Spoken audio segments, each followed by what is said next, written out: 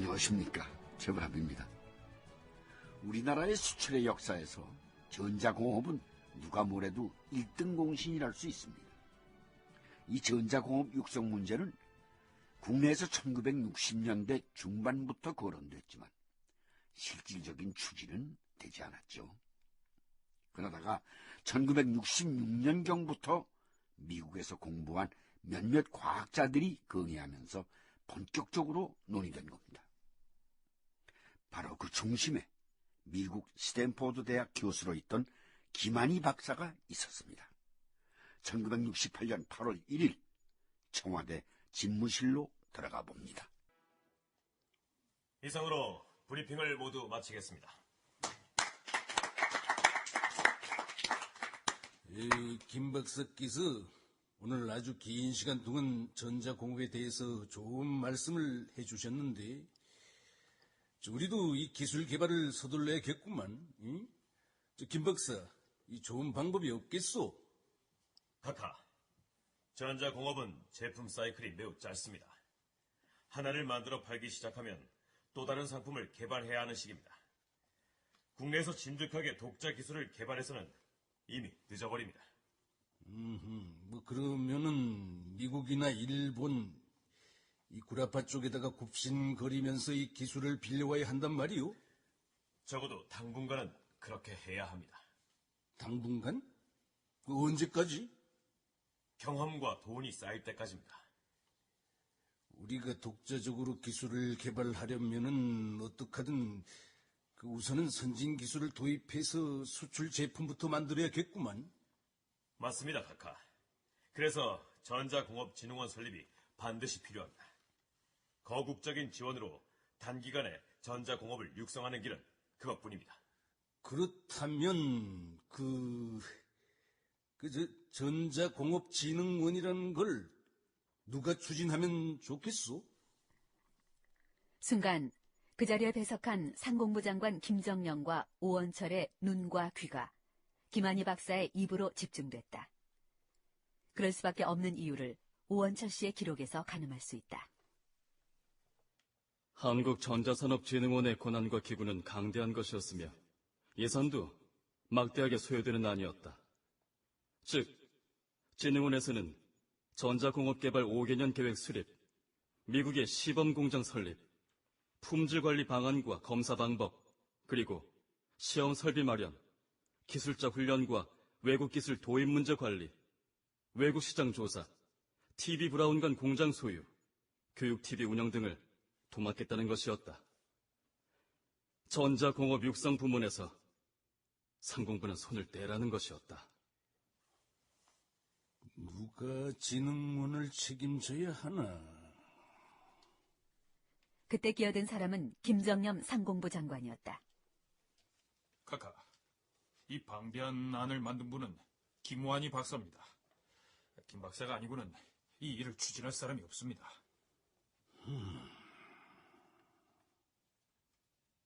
김 박사, 돌아오시오. 예? 김 박사가 미국에서 돌아와 이 진흥원을 맡아보면 어때요?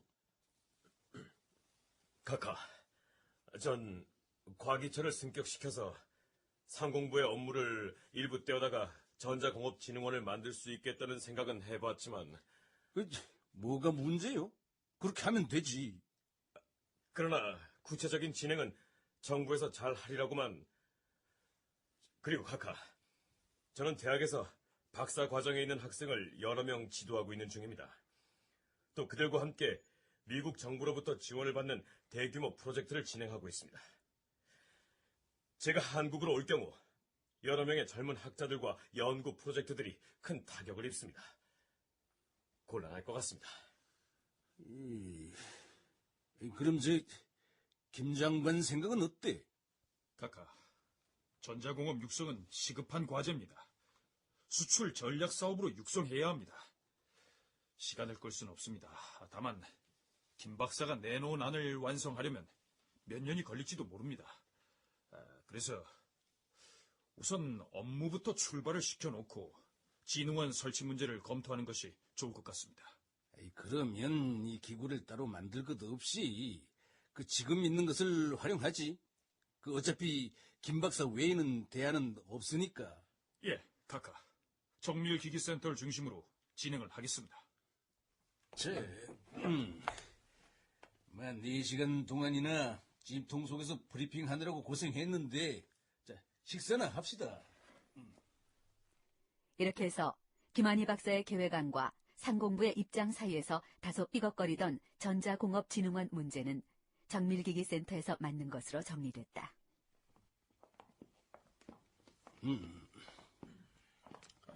애쓰셨습니다, 김 박사. 애쓰긴요. 그런데 네. 그 브리핑에 전문적인 용어가 많이 등장을 하던데 전 그쪽으로는 통문외한이라서 말입니다. 축전기하고 축전지하고 이거 어떻게 다른 겁니까? 에이, 이 사람이 공부 많이 해야겠구먼. 축전기는 콘덴서고, 이 축전지는 배터리 아니야.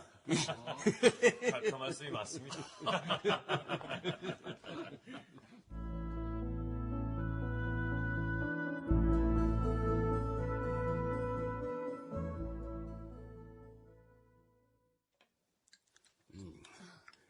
그네는 저 시험 준비는 잘 돼 가는 거야.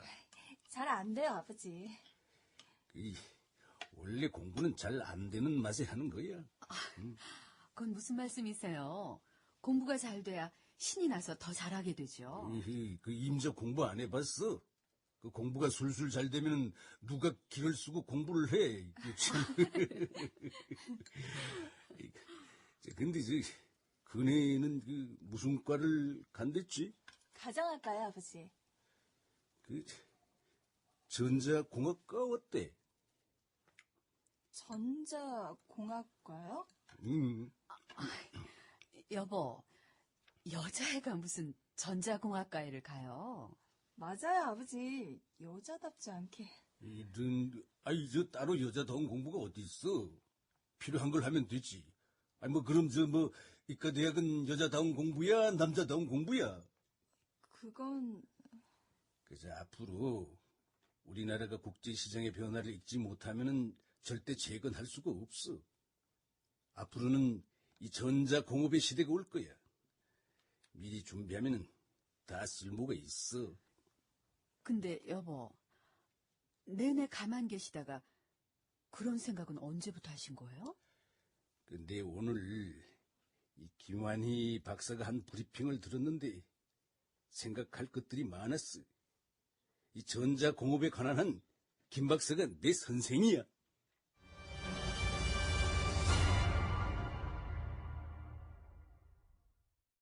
우리나라 전자공업의 대부로 불리던 김한희 박사는 박정희 대통령이 무척이나 아꼈던가 봅니다. 김 박사를 통해서 전자공업에 대한 확신을 가질 수 있었기 때문인데, 그래서인지 박 대통령과 김한희 박사 사이에 평생 오간 편지가 130여 통에 달한다고 합니다. 한편 박정희 정부는 1968년 한 해 수출에 대한 집념이 유난히 강했습니다. 그 배경도 흥미 있습니다.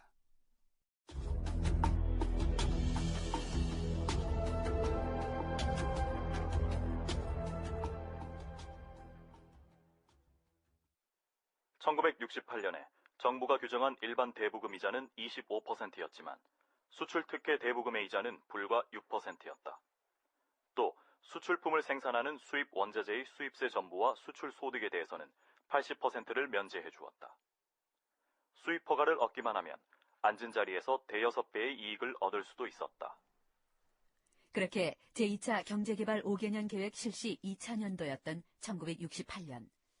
수출과 중화학공업 정책에 대한 지원은 좀 더 과감해졌다. 어느 정도는 북한과의 관계를 의식한 박 대통령의 의지였다. 그해 1월 초 어느 날, 김영욱 정보부장이 박정희 대통령을 찾는다. 무장 간첩? 예, 믿을 만한 정보입니다. 김일성이 작년에 10배에 달하는 무장 간첩 밀파를 준비하고 있다고 합니다. 그래서 어쩌겠다는 거야? 게릴라전이라도 해보겠다는 거야, 뭐야? 그런 것 같습니다. 중요 도시를 겨냥한 전면적이면서도 동시다발적인 공격을 염두에 두고 있는 게 아니겠습니까? 이 대간첩 작전 대책 본부 같은 거라도 만들어서 이 만반의 준비를 해야겠구만. 그런데 김 부장, 예, 카카.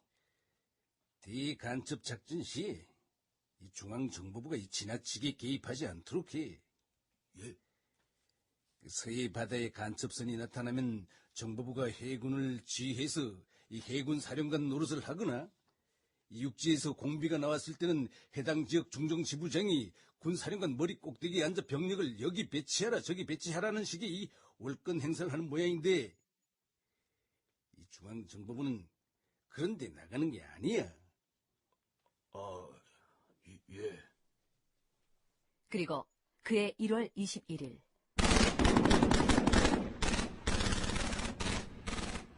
한국군 복장과 수리탄 및 기관단총으로 무장한 북한의 특수부대 민족보위성 정찰국 소속인 124부대 소속 31명이 청와대 코앞까지 진입한다. 김신조 일당이 벌인 1.21 사태였다. 그들의 목표물은 당연히 박정희였다. 참 여기가 어디라고 쳐들어와. 이? 고약한 놈들 이 못하는 짓이 없구만. 현재 한 명은 생포했고 나머지는 윤필용 장군 부대가 청와대 외곽으로 몰아내며 추적 중이니까 조만간 제압이 될 겁니다. 고약한 놈들.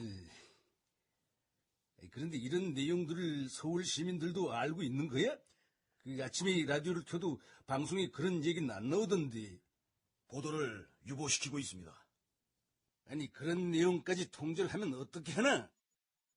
이런 일일수록 자세하게 보도를 해야지. 그래야 간첩 수색에 국민들도 협조할 것 아닌가? 조치하겠습니다, 카카.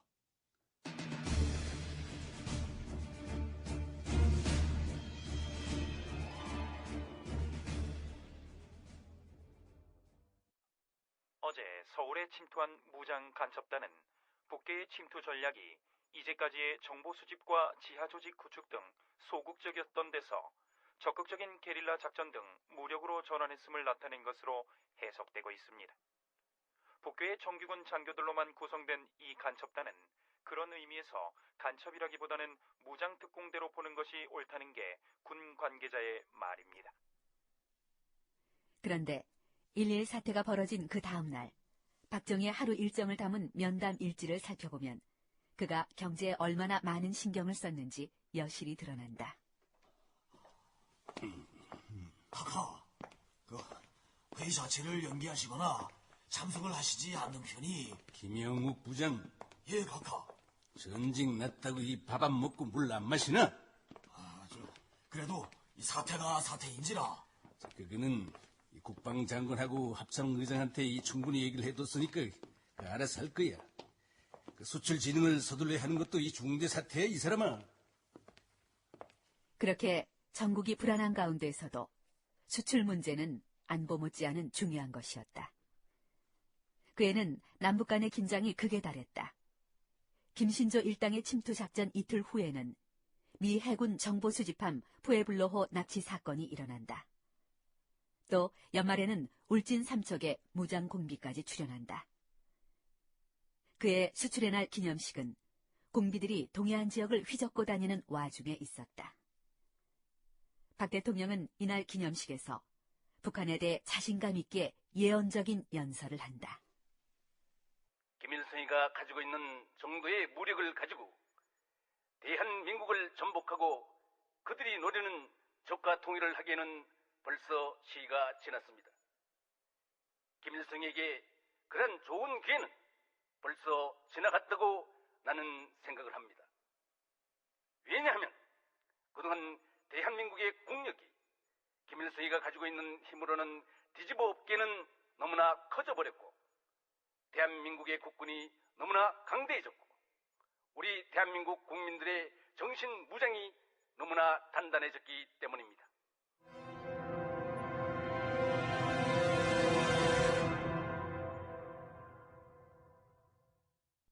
수출이란 게 잘 먹고 잘 살자고 하는 것이죠. 그러나 적어도 1968년도 남북관계를 비춰보면요. 그때 박정희 대통령은 북한에 대한 경쟁심을 넘어 경제 발전이 곧 안보라고 생각했던 것으로 보입니다.